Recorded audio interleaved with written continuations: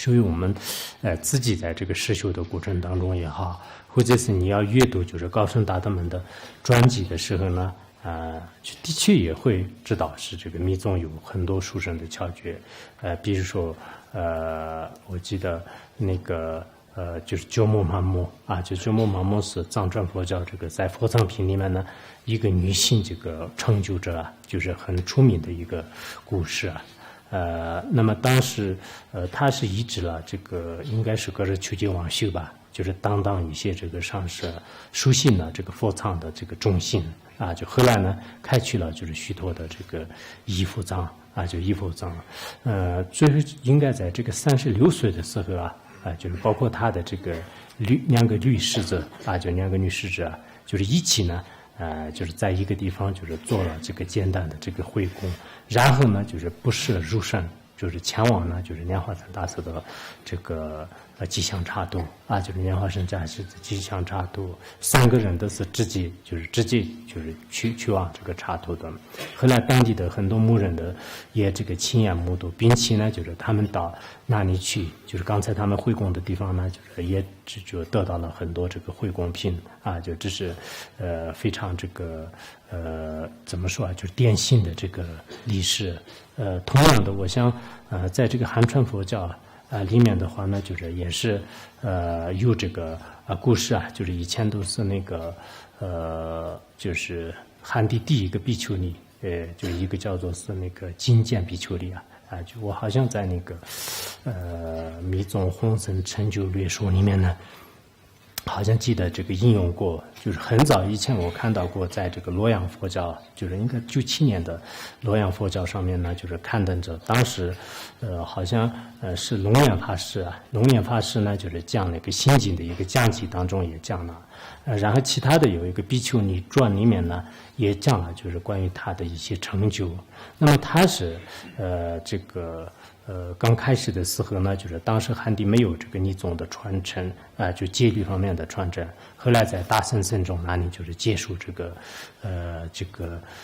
比丘尼戒，比丘尼戒他得到的时候呢，就是整个这个戒堂就是全部都是这个遍满这个普遍的这种这个香气就是出现了种种得戒的殊胜瑞相。后来呢，他一直这个精进的修持就有关他的传记里面讲的话呢，他是这个修最高的这种这个殊胜的这个秘法就是殊胜的秘法。应该在这个70多岁的时候呢，就是他要接近实现圆寂。实现圆寂的时候，有一天呢，就是天空当中就是出现非常这个美妙的这种这个彩虹的光就是彩虹的光。从中呢，就是胭脂赤红的光就是有一位这个像天女一样的这个人就是书上了这个一束花，然后呢就接引这个金剑比丘尼。金剑比丘尼的时候呢，金剑比丘尼也是对众人就是告诉，就是说是我现在呢就是要这个前往清净的茶多，那么你们呢在这个世间呢就是好好的这个修持正法，说完之后呢就是跟着这个天女就是前往这个清净茶都，不是入圣而这个去的。所以呢，这是我们这个密宗当中的话呢，就是可以说是大宏盛就是不留下任何指甲突发的一种这个宏盛这个成就所以说我们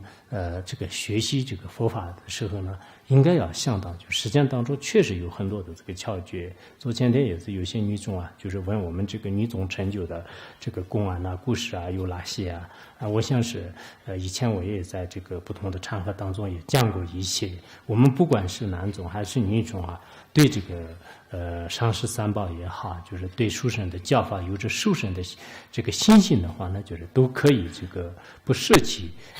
这个入圣，而可以就是前往清净的茶都就这样的公案和故事就是可以说是非常多的就可以说非常多的。所以我们现在呢就是很多这个众生就是对这个佛教的了解呢我觉得特别重要。现在对这个密宗有些人呢就是就爱诽谤就甚至对莲花生大师对密许对所有的这个尼玛巴的八大法性等等，就是不能这个接受。不能接受呢就是一方面是情有可原，因为他们没有这个医治了很好的这个善知识，同时呢，就是以前呢，就是以各方面的原因，就是在藏传密宗的这些殊胜心啊，他的巧具啊，传承上师的这种来历啊，这些都是一无所知。这样以后的话呢，我们这个人呢，就是很容易增长这个愚迷就尤其是受到这个环境的影响你如果抑制了一些恶知识的话呢，更会就是诽谤这个密宗就这是很容易这个发生的。我们这次通过这样的这个念寺的这些功德的这个修法就了解之后的话呢，以后就是有生之年当中呢。既然你这个对密宗的有些深深的修法，就是修的不太成功的话呢，千万不要用一些这个恶言恶语来这个诽谤侮辱这个密宗的一些深深的见解、行为、修行之法否则的话呢，可能会继承当中也是这个甘肃特别可怕难忍的果报乃是这个生生世世当中呢堕入三恶趣就是不能得到解脱就这是肯定会有的。所以说我们在座的道友们呢就是这次我们这个通过大家的这个学习呢，就是一定要就是了解就是莲花生大师的这个一部分功德。我个人而言的话呢，从小都是确实是对这个念师就是有着特别强烈的这个信心。这种信心的话呢，无论是这个放牛也好，上这个学校也好，还在这个